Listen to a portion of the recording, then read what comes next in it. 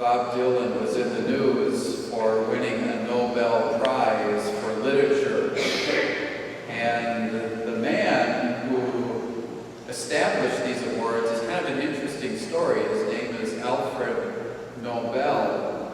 And when he wrote his will in 1895, it laid the foundation, because he was a man of great means, to establish the money that would bring about these prizes, these awards. Well, 7 years earlier, in 1888, his brother died, but the newspapers made a mistake, and they published Alfred's obituary, not his brother's obituary, because he was such a famous person. And as he read it, they were talking about how he was the dynamite king, because he had invented TNT, which 150 years ago or better was like the most advanced weaponry that had taken a lot of human lives. So when he saw how the world looked at him, he was greatly dissatisfied. And he wanted to do something different with his wealth and for others. And so the Nobel Peace Prizes and other literature and chemistry and physics were established. For what will we be known? What will they include in our obituaries?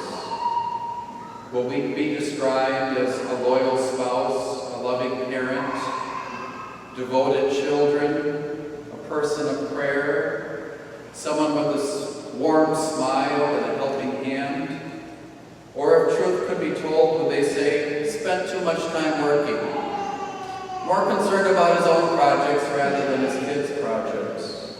Or she could tell you anything about anyone, and it wasn't always that nice. For what will we be known? I don't know if you've ever been on a turkey farm, but all these turkeys, they kind of like strut, and they gobble, and they lunge against each other to kind of show their dominance.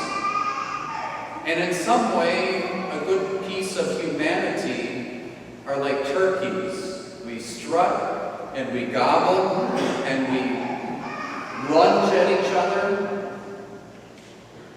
Except there is some difference. These turkeys that are trying to exert their dominance, they're all going to be equally plucked, equally frozen, and equally roasted. We human beings, we're not going to be equally frozen, but equally, we will all stand before God someday. We don't go into freezers. We go to be judged. And what we do today and tomorrow and the months to come, the rest of our lives, have a great bearing on our judgment and what will be written in our obituaries. For what will we be known?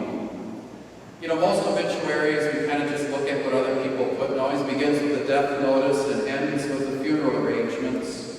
And then in between, there's two main things that are talked about. One are our relationships, and the other about what we did, what we accomplished.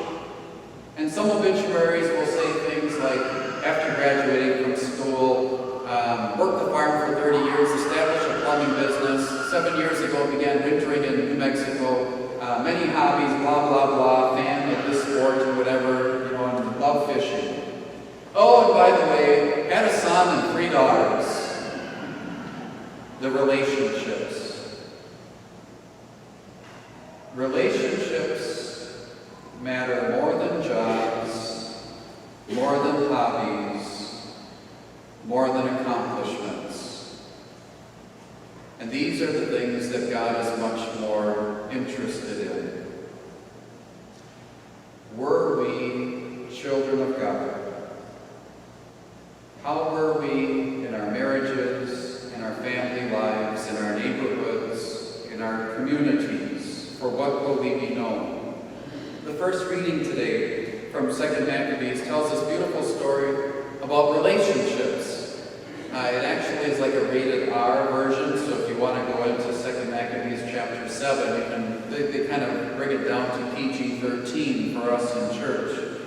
But this foreign ruler wants to force Jews to abandon their faith. And if he can get them to publicly violate one common rule, it will be symbolic disavowing of the law of Moses. And it might sound odd to us, but one of the laws is not to eat anything that comes from a pig. No pork, no bacon, no ham. And so the test is to eat pork.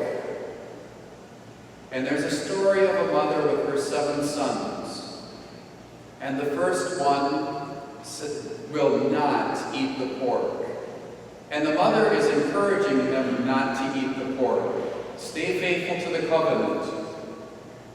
And they torture him, they cut out his tongue, they cut off his hands, they scalp him. While he's still alive, they throw him in the fire. And then they end up doing the same to the second and to the third. And they get to this son, and he just holds out his hands and he sticks out his tongue.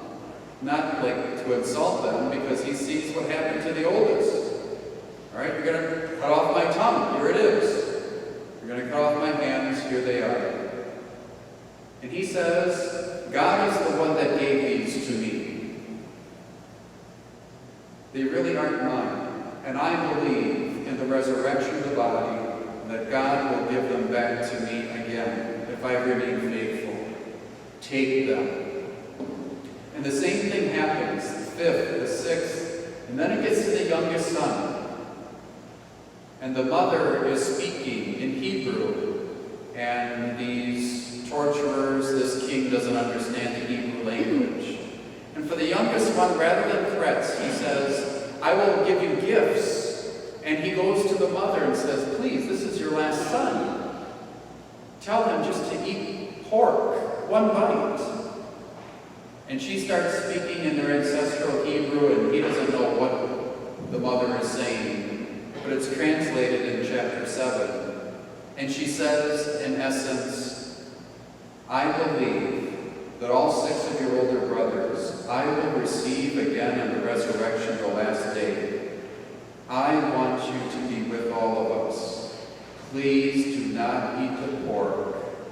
Do not violate the covenant laws. And he doesn't, and he too is killed. This story is amazing. There is life after death. For what will we be known in this life? Today is the beginning of a new opportunity to affect what people write in our obituaries, but more important, how we are judged. Let us not focus on our accomplishments, but on our relationships. And as this story teaches us, let us always put God first.